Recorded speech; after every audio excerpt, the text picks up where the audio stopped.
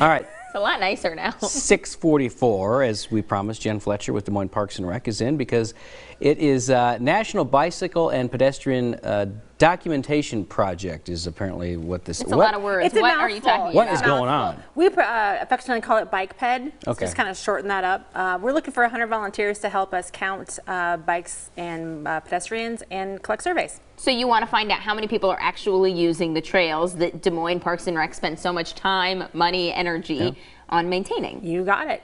Why? I could actually do that. I used to be a bouncer keeping track of people in the bar. Is it the same type of thing where you just tally people? Same deal, yeah. Just make little tally marks on our clipboards. So why do you need this information? It helps us get grants. So that way, you know, when we're trying to get money to help maintain and build more trails, we have valid data. We're not just estimating, you know, well, we think 4 people use the trails. Obviously, that's low, but, you know, we can say 1 million people use the Cried Trail, 500,000 people use the Walnut Creek Trail. So it's valid. Give us an idea of what does it take to maintain those financially, if you could, because that's where grants come in, I know, because that would be a huge stress just to come out of our budget for the city of Des Moines, right? I mean, to do the future development stuff, you kind of need those grants. Our figure is it takes $1 million to build 1 mile of trail.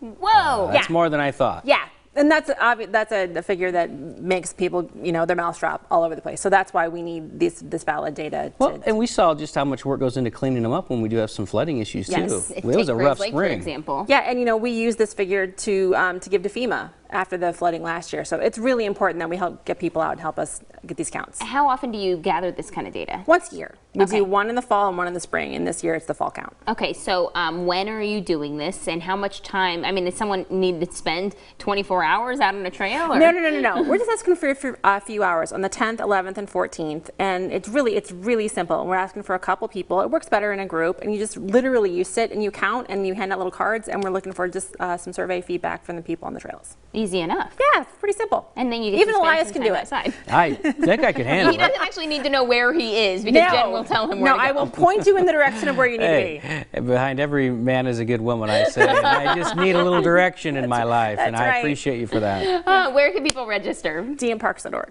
Oh, Jen, you just make it always so easy. I try. I really do. I really do. All right. Well, that'd be good for anybody that actually uses the trails. You know, why don't you give back a little bit, right? Yeah.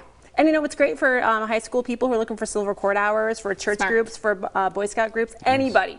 Anybody who's 14 and over, we will take them. Taylor can work off that community service that he was signed to do. I don't want to know.